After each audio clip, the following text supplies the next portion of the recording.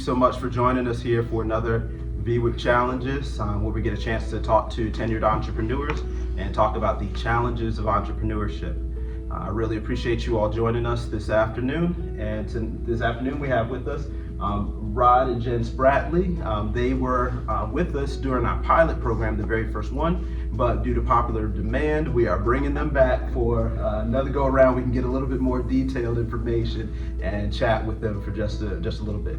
I did want to go ahead and read their bio here. It says Rodney and Jennifer Spratley are serial entrepreneurs, authors, coaches, with a combined 68 years of experience in business. I didn't know that y'all, we're not gonna talk about that. So 68 years, combined 68 years in real estate, investing, and construction.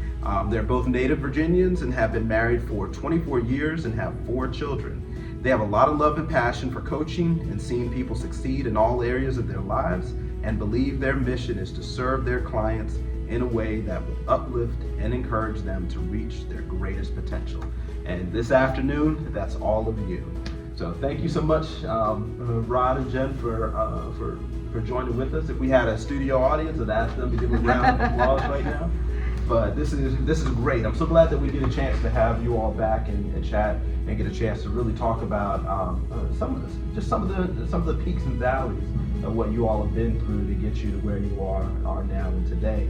I know our first conversation we had a chance to really chat about a lot of the history and everything. And so for a lot of the people who didn't have a chance to join with us, if you all can give us a synopsis. Tell us, how did you come to where you all are today? Where did it all begin for you all? Well, it would take far longer than 30 minutes, so we're going to give a very abbreviated version. That's First, right. I want to just say to Jonathan, to you and the group, just thank you guys for having us.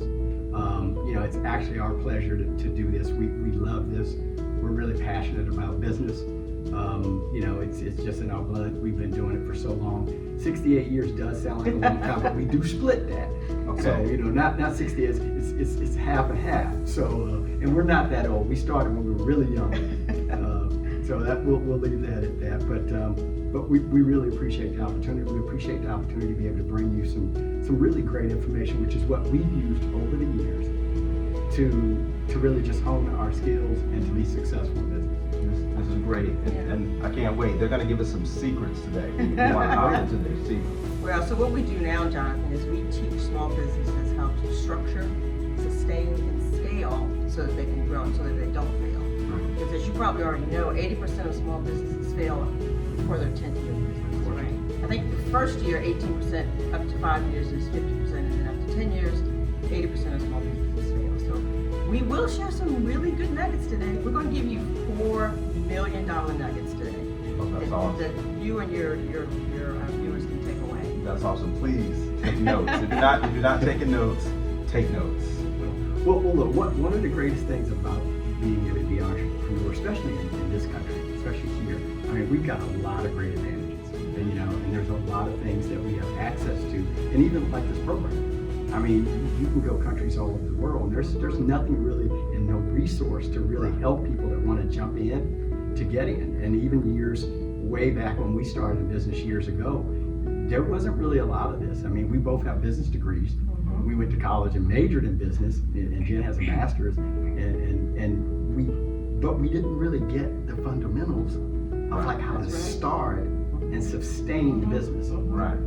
So one of the things that we found out just partially through our journey and then through mentors and being coached ourselves is there's 4 key ways to really scale and grow. Have to have them. If you do not have these, you're not going to be successful, and you probably end up in that category of the 10-year mark. You don't make it. Yeah. And that's critical. So what we'll do is we'll give you these that we won't be able to go into detail in each one of them and go deep. That's what we do as part of our coaching. But the most important thing for every business owner is lead generation. With no leads, just think about it, you have no business. So lead generation becomes the most important thing. How do you generate leads? And we're in a great time now because now we have a lot more resources. Way more than we had. Than we had, say, 30 years ago. So So Okay. let me jump in right there, because this is real good. If you all didn't write down lead generation as the first key point, go ahead and jot that down. But you're right, you didn't have as much resources 30 years ago as you do today.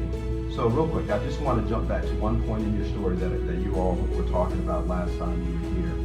You were talking about, in the real estate market, when you were building daycare, child care facilities under the construction company, and you came out, you decided to come into business on your own. At that point, you're earlier on in the stage, and you have the resources that you have today in order to be able to do the business.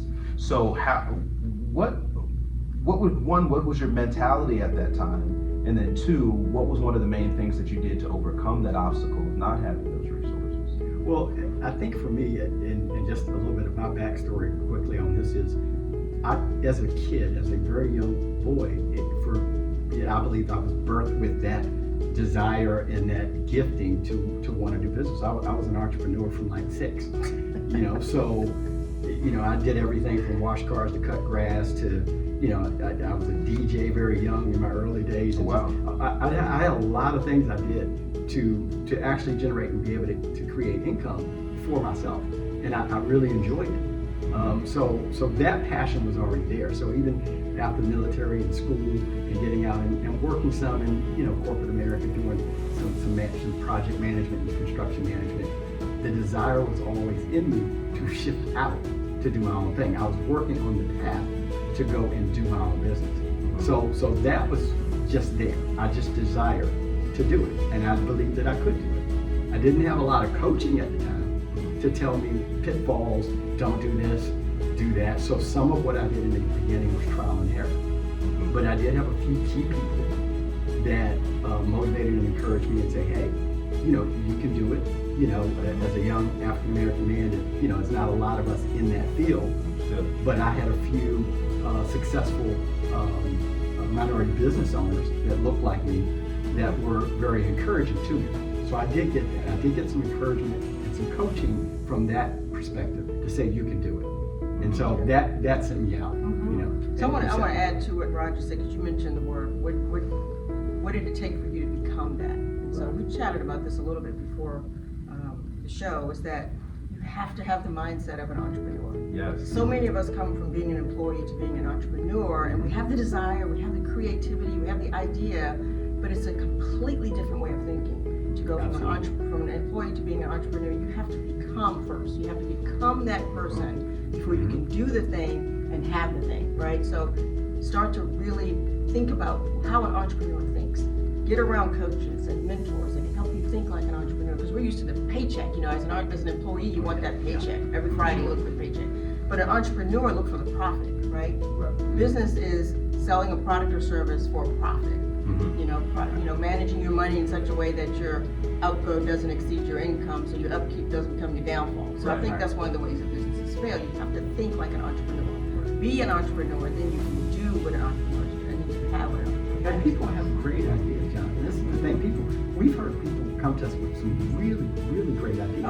Stuff we're like, wow, that's good. But for a great idea without a system, and without a plan, and without the right attitude and mentality to really approach it from a business perspective, it's going to be difficult to get your great idea out in front of the masses. Absolutely. That's right.